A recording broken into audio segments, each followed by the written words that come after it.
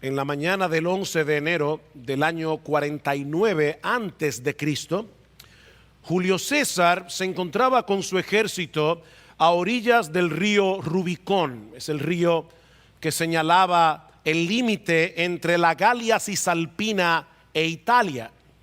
Según la ley romana, si un general traspasaba ese límite con sus tropas armadas, sería declarado como un enemigo público de la República.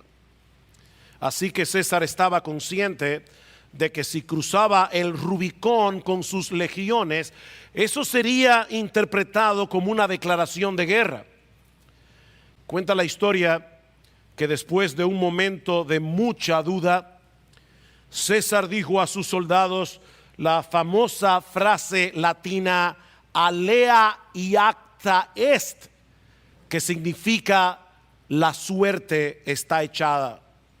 Y cruzó el Rubicón con sus tropas, provocando una guerra civil que duró 4 largos años y que marcaría el final de la República Romana para darle paso al imperio. Cuando César entró en Roma, se hizo declarar cónsul y dictador perpetuo.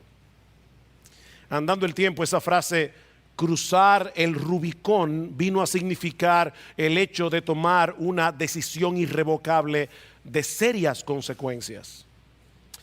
Bueno, hermanos, cuando nosotros llegamos al capítulo 11 del Evangelio de Marcos, que vamos a comenzar a estudiar en esta mañana, nos encontramos con el cruce del Rubicón en la vida de Jesús.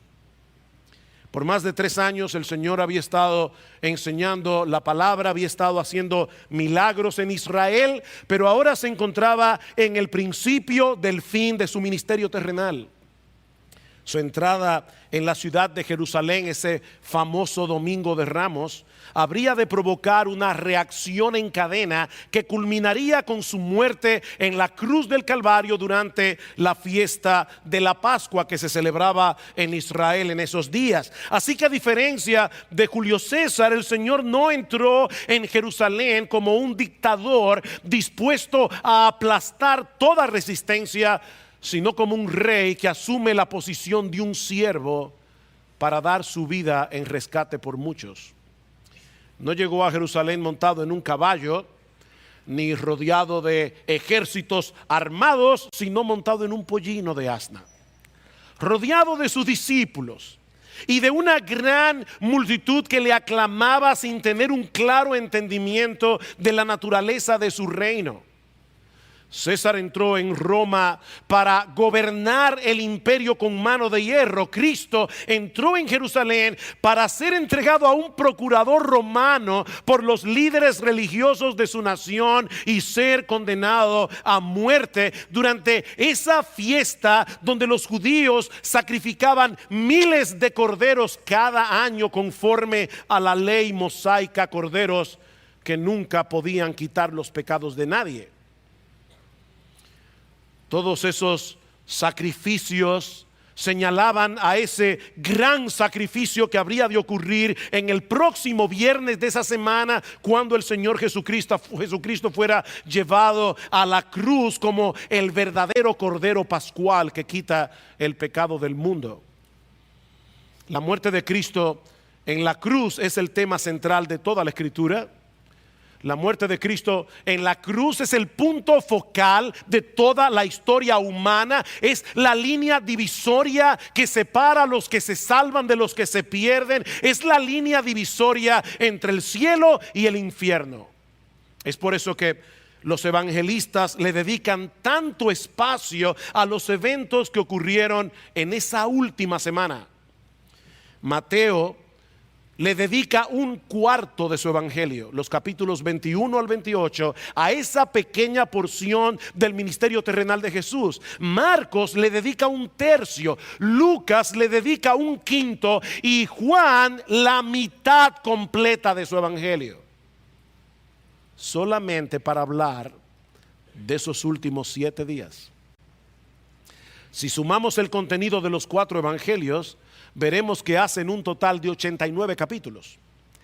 30 de los cuales se enfocan en estos 7 días. En otras palabras, más de un tercio de los 4 evangelios está dedicado a narrar con lujo de detalle lo que sucedió durante la semana de la pasión, que comienza precisamente con la entrada de Jesús en Jerusalén. Y de paso es interesante notar que este es uno de los 3 eventos que se narran en los 4 evangelios. Es el único evento, junto con la alimentación de los 5,000 con 7 panes y 2 peces, la resurrección de Cristo. Son los únicos 3 eventos que se narran en los 4 evangelios. Este pasaje ha sido conocido como la entrada triunfal. Sin embargo, si yo pudiera hacer un plagio sin violar la ley del copyright o del derecho de autor, yo me habría apropiado en esta mañana del título que usó John MacArthur cuando estaba exponiendo este pasaje en su serie del Evangelio de Marcos. Él tituló su mensaje "La falsa coronación del verdadero rey". La falsa coronación del verdadero rey. Más que una entrada triunfal, esta es una falsa coronación, como veremos en un momento. Porque ciertamente Jesús es el Mesías del que hablaron los profetas del Antiguo Testamento. Él es el hijo de David, que habría de sentarse para siempre en el trono de su padre. Pero la mayoría de las personas que estaban allí ese domingo de Ramos aclamando a Jesús no tenían ni idea de qué clase de rey era él, ni de qué tipo de reino o qué tipo de reino es que él había venido a implantar en la tierra. De hecho, ni siquiera sus discípulos. En el relato del Evangelio de Juan, Juan nos dice que los discípulos entendieron esto que sucedió ese domingo después de la resurrección. Así que ni sus discípulos entendieron lo que estaba sucediendo allí. Este es un pasaje significativo, es un pasaje muy sensible, que yo espero que el Señor use en esta mañana para movernos a aclamar a Jesús como rey, pero teniendo una plena conciencia de lo que eso implica. Se puede decir que Jesús es el Señor y no tener a Jesús como Señor. Se puede cantar alabanzas al rey y no tener a Cristo como rey. Alguien decía: no podemos cantar un himno como el que cantamos hace un momento, coronadle Rey de Reyes, y cantar en el resto de la semana, pero sigo siendo el rey. No, Él es el rey, el único rey. Y no es rey el domingo, Él es rey los 7 días de la semana, los 365 días del año, y será rey por toda la eternidad. Podemos dividir este pasaje en 3 partes. En la primera, Marcos nos presenta a Jesús como un rey soberano que tiene control absoluto sobre todas las cosas. Por eso yo he titulado esta sección "La soberanía del rey". Vean una vez más los versículos 1 al 3. Cuando se acercaban a Jerusalén por Betfagé y Betania, cerca del monte de los Olivos, envió a 2 de sus discípulos y les dijo: id a la aldea de enfrente de vosotros, y tan pronto como entréis en ella, encontraréis un pollino atado, en el cual nadie se ha montado todavía. Desatadlo y traedlo. Y si alguien nos dice: ¿por qué hacéis esto?, decid: el Señor lo necesita, y enseguida lo devolverá acá. El Señor se está dirigiendo hacia la ciudad de Jerusalén desde Jericó, donde ocurrió el evento que estudiamos la semana pasada con el ciego Bartimeo. El Señor va rodeado con sus discípulos y con una gran multitud. Y cuando se encontraban a unos 3 kilómetros de la ciudad de Jerusalén al este, cerca de Betfagé y de Betania. Betania es la aldea donde vivían sus amigos Lázaro, Marta y María, y donde Cristo recientemente había hecho el milagro de resucitar a Lázaro. Cuando estaban allí, Jesús les pide a 2 de sus discípulos que fueran a la aldea de enfrente a buscar un pollino de asna que nadie había montado jamás, y que iban a encontrar exactamente en la entrada de la aldea. Ellos debían desatar el pollino y llevárselo a Jesús. Y si alguien les preguntara por qué están haciendo eso, ellos debían responderles: porque el Señor lo necesita. Ahora, hermanos, ¿cómo sabía Jesús que cuando sus discípulos entraran en la aldea, iban a encontrar un pollino de asna que nadie había montado jamás y que sus dueños lo iban a prestar sin ningún problema cuando ellos le dijeran que el Señor los necesita. Claro, si fuera en el día de hoy, nosotros, ¿verdad?, cuando estuviéramos cerca de Jerusalén, hacemos una llamada por celular o enviamos un WhatsApp y le decimos: por favor, estoy llegando a Jerusalén, manténganme el pollino listo, que estoy a punto de llegar. Pero hermanos, ellos están regresando a Jerusalén, y por si acaso, si tú no lo sabías, porque puede ser que alguien aquí no lo sepa, el celular no había sido inventado. Ellos están cerca de Jerusalén, habían estado por un largo tiempo ministrando en la región de Galilea, están regresando después de meses de ausencia. Era imposible que Jesús supiera todo eso, a menos que tuviera un conocimiento sobrenatural. Mis hermanos, Jesús sabía que ese pollino iba a estar ahí en la puerta de la casa, que nadie lo había montado y que los dueños le iban a dar permiso a sus discípulos simple y llanamente porque Él es Dios. Él es Dios. Él sabe dónde se encuentra cada burro del planeta.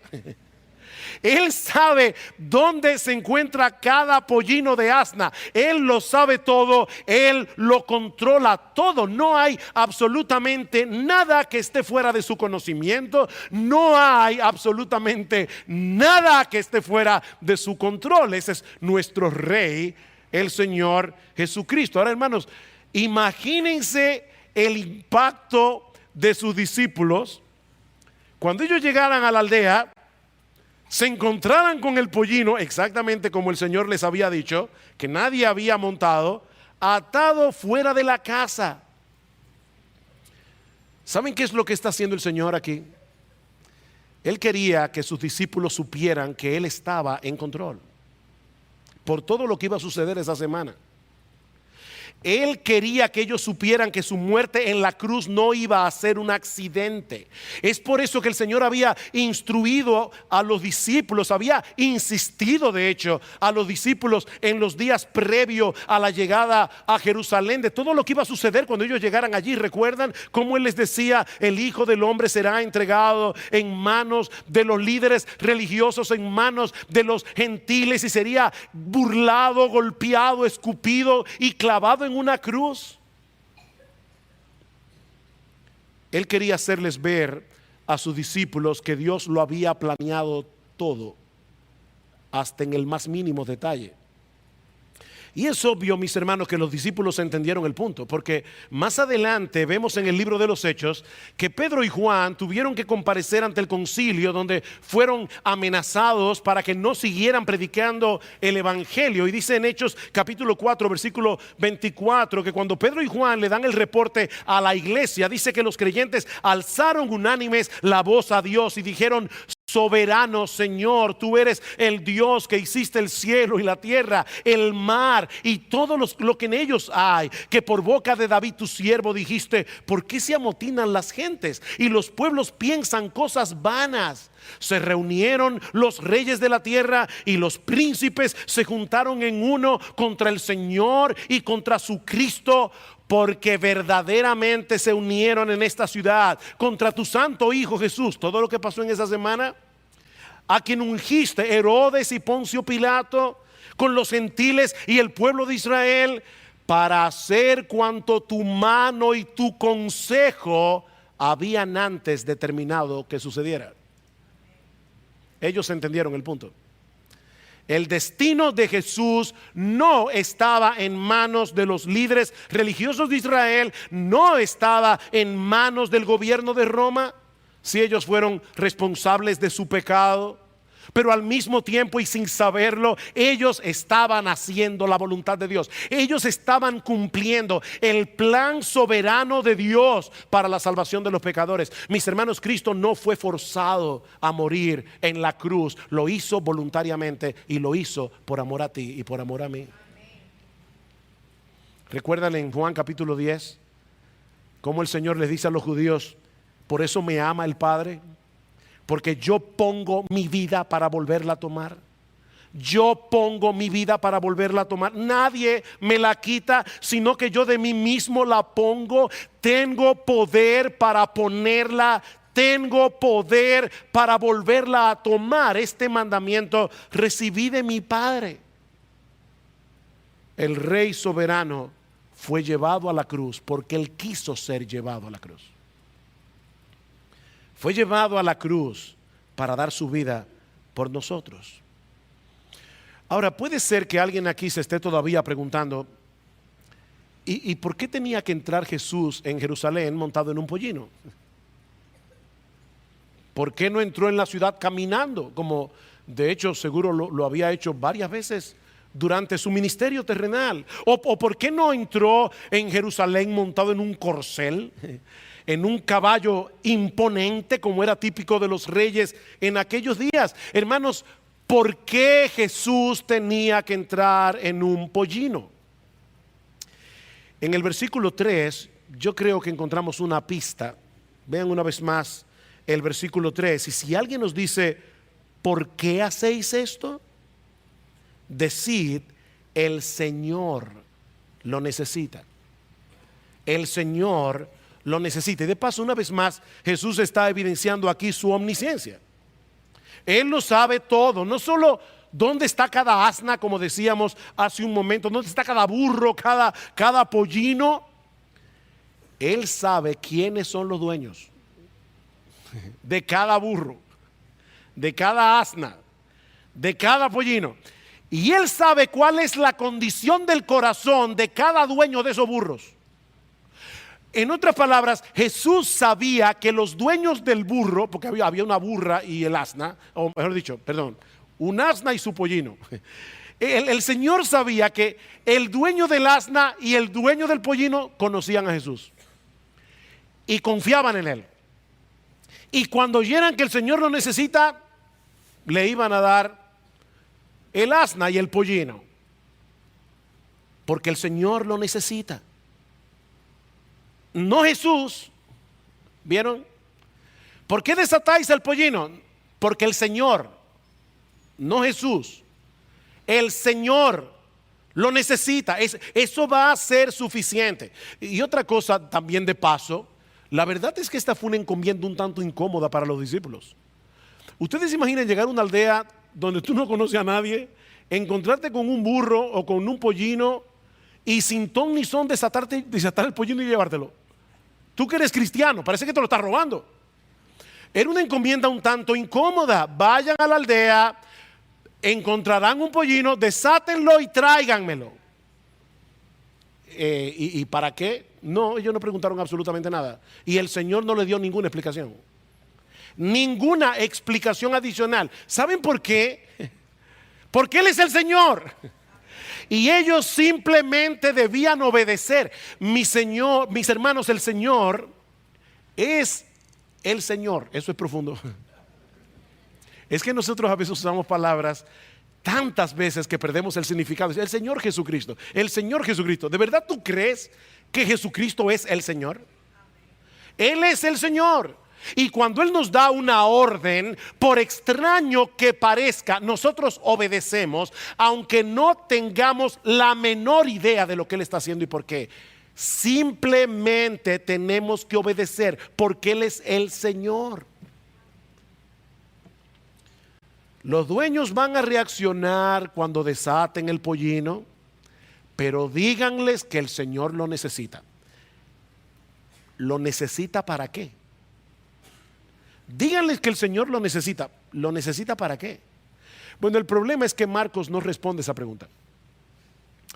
Pero en el capítulo 21 del Evangelio de Mateo, que es el pasaje paralelo de Marcos, dice en el versículo 4 que todo esto aconteció para que se cumpliese lo dicho por el profeta, refiriéndose a una profecía que se encontraba en el Antiguo Testamento, en el capítulo 9, versículo 9 del profeta Zacarías. Dice: alégrate mucho, hija de Sión, da voces de júbilo, hijas de Jerusalén, he aquí tu rey vendrá a ti, justo y salvador, humilde, cabalgando cabalgando sobre un asno, sobre un pollino, hijo de asna. Esto fue profetizado unos 500 años antes del nacimiento de Jesús, para que fuera más que evidente que él era el Mesías.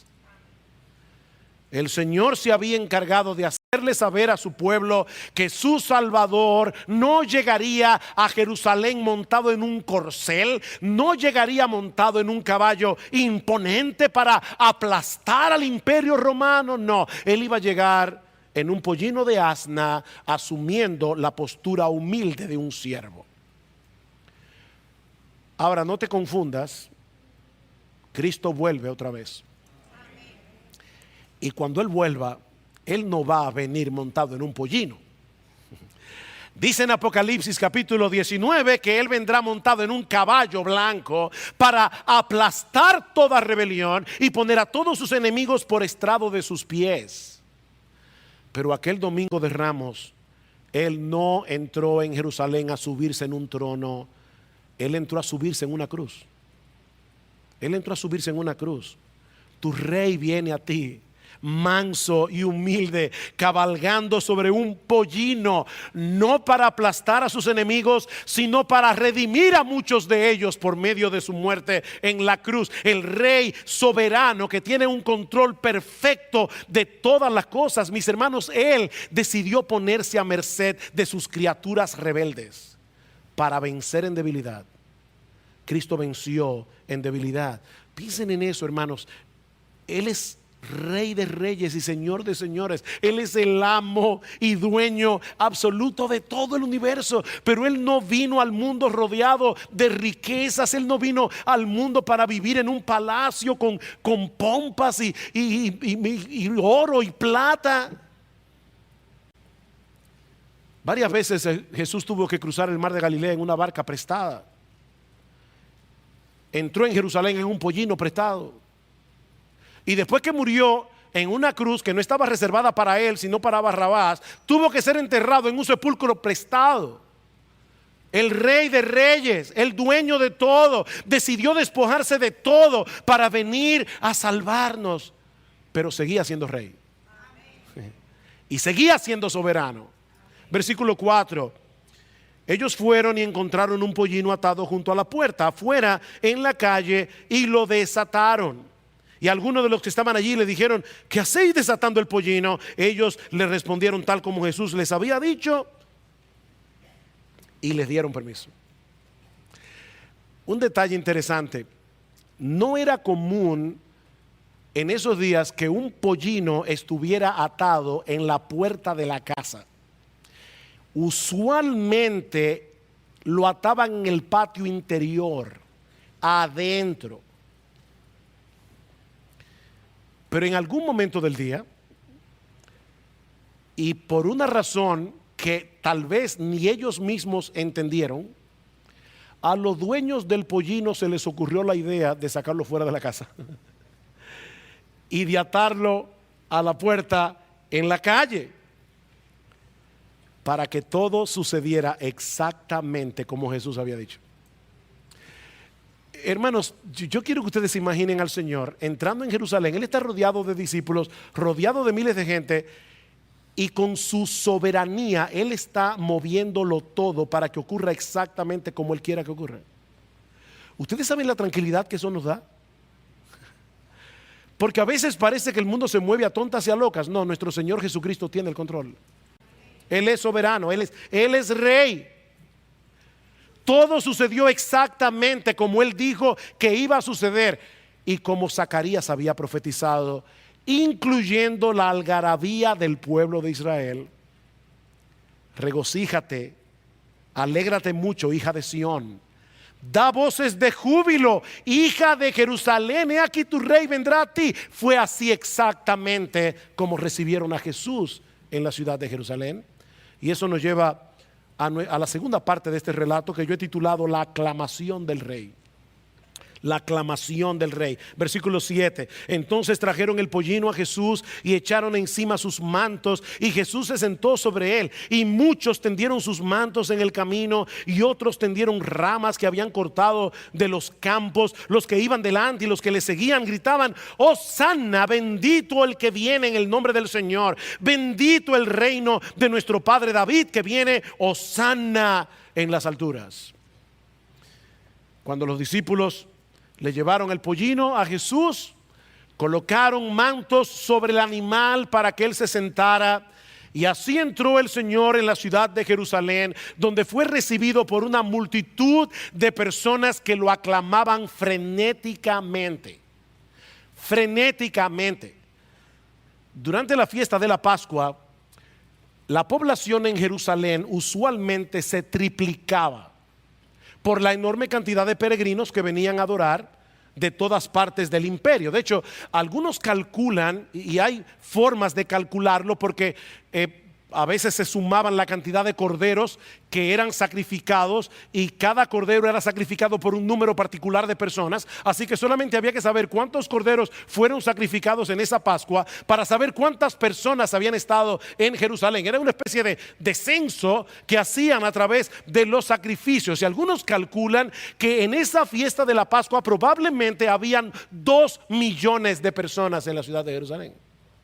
2 millones de personas, por lo que debemos suponer que Jesús fue probablemente recibido ese día por miles y miles de personas. De hecho, Marcos nos dice, no sé si lo notaron, que las multitudes que iban delante de él y las que iban detrás gritaban diciendo: Hosanna al Hijo de David.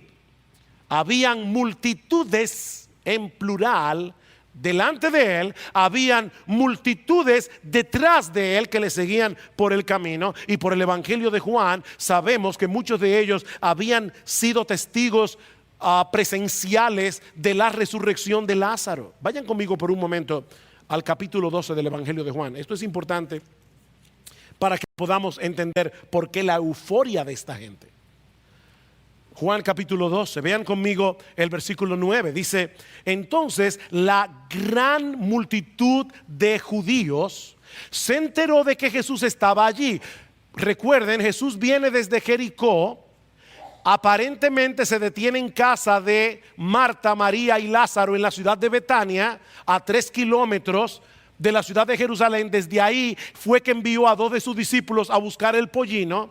Y ahora Juan completa la historia y dice: la gran multitud de judíos se enteró de que Jesús estaba allí, y vinieron no solo por causa de Jesús, sino también por ver a Lázaro, a quien había resucitado de entre los muertos. Pero los principales sacerdotes resolvieron matar también a Lázaro, porque por causa de él muchos de los judíos se apartaban y creían en Jesús. Al día siguiente, cuando la gran multitud que había venido a la fiesta oyó que Jesús venía a Jerusalén, tomaron hojas de palmas y salieron a recibirle y gritaban: Hosanna, bendito el que viene en el nombre del Señor. Así que toda esa gente que estaba en casa de Marta y María, curiosos que querían ver a Lázaro vivo, ahora venían junto con Jesús, o ya se habían adelantado y estaban en la ciudad de Jerusalén, y cuando lo vieron venir comenzaron a gritar eufóricos. Eufóricos. Mis hermanos, estamos hablando probablemente de miles y miles de personas que aclamaban al Señor por el camino como el Hijo de David que había llegado como el Salvador de Israel. Esta gente estaba literalmente histérica por la llegada de Jesús. Cientos de años esperando al Mesías, y ahora por fin lo ven entrando por las calles de Jerusalén. Marcos dice que muchos tendieron sus mantos en el camino, otros tendieron ramos que habían cortado en los campos para darle la bienvenida, como era típico para recibir a un rey en esos días. Si ustedes van a Segunda de Reyes capítulo 9 versículo 13, van a ver que Jehú, el rey Jehú, fue recibido exactamente como Jesús. Eso era típico en aquellos días. Y al mismo tiempo gritaban: Hosanna, Hosanna. ¿Qué significa esa palabra? Esa palabra significa sálvanos ahora, te rogamos. Es una oración. Sálvanos ahora, te rogamos. En ese momento, esa multitud no tenía duda de que Jesús era el gran libertador prometido por los profetas del Antiguo Testamento. Bendito el que viene en nombre del Señor. Una cita del Salmo 118, versículo 26, que el pueblo de Israel cantaba durante la Pascua. Hermanos, por cientos y cientos de años, ellos habían cantado el Salmo 118. Y habían cantado bendito el que viene en el nombre del Señor. Pero ahora ven a Jesús y comienzan a cantar este salmo que tantas veces cantaban durante la Pascua. Bendito el que viene en el nombre del Señor. Bendito el reino de nuestro padre David que viene. Esta gente parece estar convencida de que Jesús había venido a establecer el reino mesiánico que Dios le había prometido a David. Hosanna en las alturas. En otras palabras, que nuestros ruegos lleguen al cielo, que nuestros ruegos sean escuchados en el trono de Dios, para que Dios venga a salvarnos ahora que el Mesías ha llegado. Era una euforia total. Miren, hermanos, si Jesús hubiera querido levantar una revuelta en Jerusalén en ese momento y ser coronado como rey, probablemente lo había logrado sin mucho esfuerzo. El ambiente estaba preparado para comenzar una revolución. Sin embargo, unos días más tarde, muchos de los que estaban en esa multitud aclamando a Cristo como el Mesías iban a pedir a gritos que fuera crucificado. Esa misma gente iba a pedir a gritos que fuera crucificado. ¿Saben por qué? Porque se dieron cuenta que él no era el tipo de Mesías que estaban esperando. Ellos querían un líder político que librara a Israel de una vez por todas del yugo romano. Ellos querían un rey que volviera a traer a la nación de Israel todo el esplendor, toda la prosperidad que ellos llegaron a tener en los días de David, en los días de Salomón. Ese era el Mesías que ellos estaban esperando. Pero con el paso de los días comenzaron a darse cuenta que él no había venido a dominar, él había venido a morir. A morir por causa de sus pecados, de mano de esos mismos romanos que ellos querían que él expulsara. Qué decepción, qué decepción. En vez de atacar el poder de Roma, lo que hizo Cristo fue atacar su religión vacía, su religión ritualista, como veremos este próximo domingo, si el Señor lo permite. Esta gente no estaba preparada para un Salvador que muere en debilidad. Ellos no estaban preparados para un Salvador que pusiera en evidencia la magnitud de su pecado, su total incapacidad para arreglar sus cuentas con Dios. No, el Mesías que ellos deseaban era el que podía alimentar una multitud de personas con 5 panes y 2 peces. Ese Mesías sí que nos conviene. Ese es el Mesías que nosotros queremos, no el que sustituye a pecadores muriendo por ellos en una cruz. Ellos querían a un Mesías que encajara con sus expectativas mundanas, con sus expectativas terrenales, pero se toparon con un Mesías que los confrontaba con su pecado, con un Mesías que los llamaba al arrepentimiento y a la fe. Así que, mis hermanos, esta gente estaba aclamando al verdadero rey, al rey de gracia, al rey de perdón, pero lo estaban haciendo con una motivación equivocada. Ellos no sabían quién era Jesús. Y ¿saben qué? Tristemente, eso es lo que está pasando hoy en muchas iglesias evangélicas alrededor del mundo. En muchas iglesias evangélicas donde se predica a un Jesús domesticado, a un Jesús que puede satisfacerte como un mesero divino todos los deseos, todos los anhelos de tu corazón. Ven a Cristo y tendrás una vida próspera y saludable. Ven a Cristo y tendrás un matrimonio maravilloso. Ven a Cristo y todos tus problemas quedarán sepultados en lo más profundo del mar. Serás una persona plena y feliz. Ven a Cristo para que puedas disfrutar tu mejor vida ahora.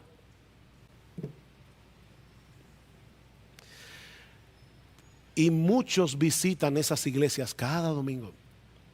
Muchos visitan esas iglesias y cantan con entusiasmo y con profunda devoción, porque es con mucha devoción a ese Cristo que solo existe en su imaginación. Mi amigo, si tú estás aquí en esta mañana, déjame decirte algo lo más claro que yo pueda. Cristo no es esa clase de rey. Cristo no es esa clase de rey al que tú puedes usar a tu antojo para satisfacer tus deseos egoístas. No, Él es un rey que vino a morir en una cruz para pagar nuestra deuda con la justicia de Dios, librarnos de la esclavitud del pecado y transformar nuestros corazones egocéntricos en corazones amantes y humildes. A eso fue que vino Cristo. Ese domingo de Ramos, una gran multitud estaba clamando a Jesús como rey, pero muy pocos estaban realmente dispuestos a someterse a su autoridad. Una cosa es venir a la iglesia y cantar con los ojos cerrados, y por si acaso yo canto con los ojos cerrados, pero una cosa es venir a la iglesia y cantar con los ojos cerrados y levantar las manos y cantar que Jesús es maravilloso. Y otra muy diferente es estar dispuestos a someter nuestra voluntad a la suya, reconociéndole a Él como Señor, reconociéndole a Él como el amo, dueño absoluto de nuestras vidas. Es muy diferente. Es muy diferente. Mire, si alguien pudiera tomar el túnel del tiempo y llegar ese domingo de Ramos a Jerusalén, sin haber leído los evangelios, por supuesto, muy probablemente habría llegado a la conclusión de que Jesús estaba a punto de ser coronado como rey por una multitud que le amaba de todo corazón. Pero eso no fue lo que vio Jesús ese día. Y eso nos lleva a nuestro último encabezado: la mirada triste y penetrante del rey. La mirada triste y penetrante del rey. Versículo 11. Marcos capítulo 11, versículo 11. Y entró en Jerusalén, llegó al templo y después de mirar todo a su alrededor, salió para Betania con los 12, siendo ya avanzada la hora. Marcos no aclara lo que estaba pasando por la mente y el corazón de Jesús en ese momento en que Él estaba contemplando la ciudad de Jerusalén, en que Él estaba contemplando el templo. Pero por medio del Evangelio de Lucas podemos saber lo que había encerrado en esa mirada del Señor. Dice en Lucas capítulo 19 versículo 41 que al acercarse a la ciudad de Jerusalén, al verla lloró sobre ella diciendo: oh, si también tú conocieses a lo menos en este día lo que es para tu paz, mas ahora está encubierto de tus ojos. Cristo lloró por la ciudad de Jerusalén, y la palabra griega que se usa allí da la idea de que Él comenzó a sollozar con impíos. Él comenzó a llorar audiblemente por la religión vacía, ritualista de su pueblo. Cristo lloró por la incredulidad de la gente. A pesar de sus aclamaciones, tenían el corazón como una piedra. ¿Oíste bien, mi hermano, mi amigo que estás aquí? A pesar de la alabanza que esta gente pronunciaba con sus labios, tenían el corazón duro como un pedernal, y Cristo lo sabía. Cristo lloró por toda esa gente que unos pocos días más tarde iban a pedirle a un procurador romano y a gritos que fuera crucificado. Él lloró por eso. Él lloró por las terribles consecuencias que vendrían sobre Israel por haber rechazado a su rey. Dice: vendrán sobre ti días cuando tus enemigos te rodearán con vallado y te sitiarán, y por todas partes te estrecharán y te derribarán a tierra, y a tus hijos dentro de ti, y no dejarán en ti piedra sobre piedra, por cuanto no conociste el día de tu visitación. Wow, qué triste. Unos 40 años más tarde, el general Tito sitió la ciudad de Jerusalén precisamente durante la fiesta de la Pascua, cuando estaba llena de peregrinos, para que nadie pudiera entrar ni salir. Durante meses cortaron todo suministro para que la gente no tuviera nada que comer, a tal punto que dice Flavio Josefo que la gente tenía que coser las correas y los calzados para comérselos. Y finalmente, en el mes de septiembre del año 70 después de Cristo, los soldados romanos entraron en la ciudad en una orgía de violencia. Destruyeron el templo, no dejaron piedra sobre piedra, y se calcula que 1 millón de judíos murieron en la masacre. 1 millón de judíos murieron en esa masacre. Y los que sobrevivieron fueron vendidos como esclavos. Mi amigo, déjame decirte algo: no es cualquier cosa rechazar a ese rey. No es cualquier cosa rechazar a ese rey. El Señor estaba viendo todo eso mientras contemplaba la ciudad que Dios había escogido para hacer morar allí su nombre, la ciudad amada. Cristo lloró por la incredulidad y por la dureza de ese pueblo que el domingo de Ramos lo aclamó con tanto entusiasmo como rey al entrar en Jerusalén para dar su vida en rescate por muchos.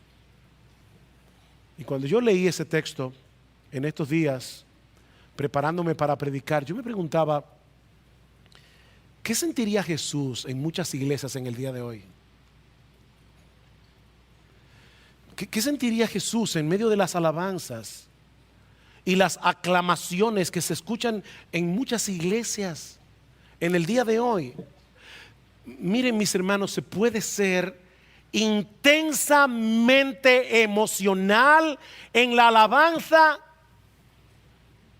con un corazón que rehúsa someterse a la voluntad de Dios. ¿Tú oíste eso? Se puede ser intensamente emocional en la alabanza con un corazón que rehúsa someterse a la voluntad de Dios. Aunque debemos decir que también se puede ser intensamente emotivo con un corazón obediente y sumiso que reconoce a Jesús como el verdadero Rey de nuestras almas. El problema no está en las emociones. La pregunta es si de verdad tus emociones corresponden con tu sometimiento. Esa es la pregunta. Oh, mis hermanos, que el Señor nos permita que nosotros no seamos como esa multitud. Que el Señor nos ayude, hermanos, para que no seamos como esa multitud, que no seamos culpables de poner delante de Él nuestros mantos, ondear nuestras palmas y nuestras aclamaciones de alabanza con un corazón vacío de verdadera devoción. Porque se puede hacer eso. Que el Señor nos libre. Oh, que Cristo sea recibido hoy en medio nuestro como el verdadero Rey, El verdadero Rey de nuestros corazones, que nosotros podamos llegar delante de Él arrepentidos de nuestros pecados, con la disposición de someternos con gozo a su santa y perfecta voluntad. Eres el Señor, yo soy tu siervo, dime, Señor, qué tú quieres que yo haga. Que a lo largo de toda nuestra vida nosotros seamos dominados por un deseo ferviente de proclamar las glorias y las excelencias de este Rey inigualable, para que muchos otros puedan renunciar a su religiosidad vacía y ritualista y puedan venir a sus pies reconociéndole a Él, solamente a Él, como Señor y Salvador. En cierta ocasión, alguien le preguntó a Corrie ten Boom, una activista y escritora neerlandesa que se hizo célebre después de la Segunda Guerra Mundial por haberle dado refugio a los judíos. Alguien le preguntó si era difícil para ella mantenerse en humildad a pesar de toda la atención que ella recibía constantemente. ¿Saben cuál fue su respuesta?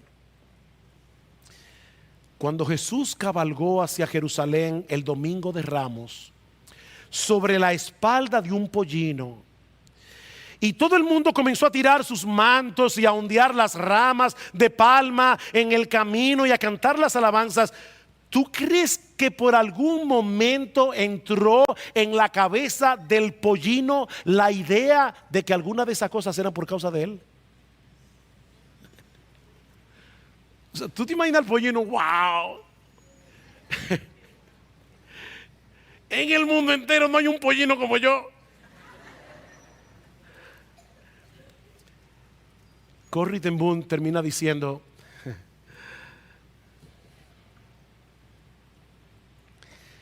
si yo pudiera ser el pollino sobre el que Cristo cabalgue en este mundo, yo le daría a Él toda la alabanza y toda la gloria. ¿Saben qué, hermanos? Cuando nosotros estamos en nuestra mejor condición espiritual, no somos más que burros sobre los que Cristo cabalga.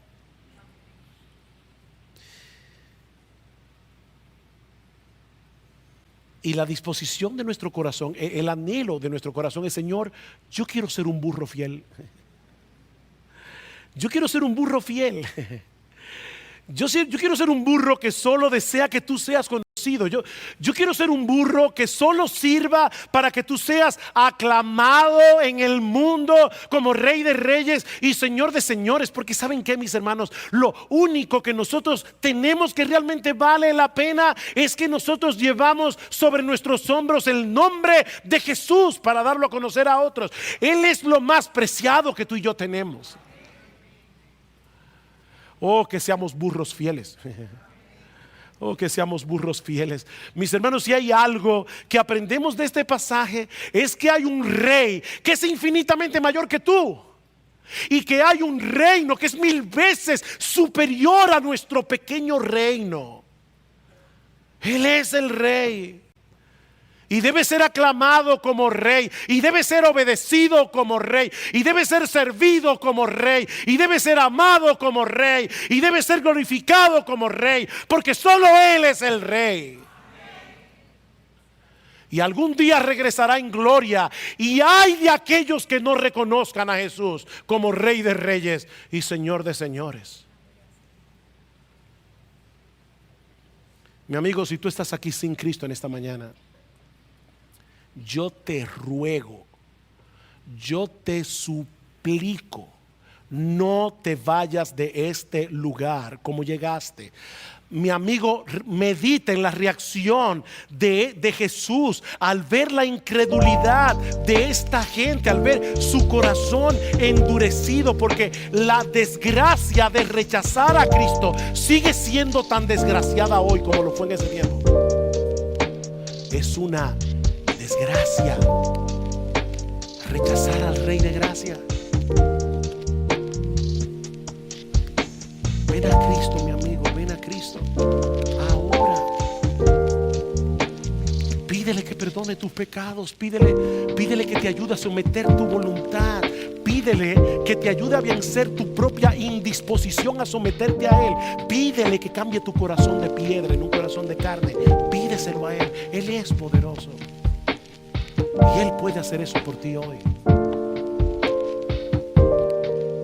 Oh, que en la iglesia bíblica del Señor Jesucristo, hasta que Él vuelva, solo Él sea aclamado en este lugar como Rey por hombres y mujeres que han entronado a Cristo en su corazón y lo tienen realmente como Rey. Que a Él sea la gloria, el imperio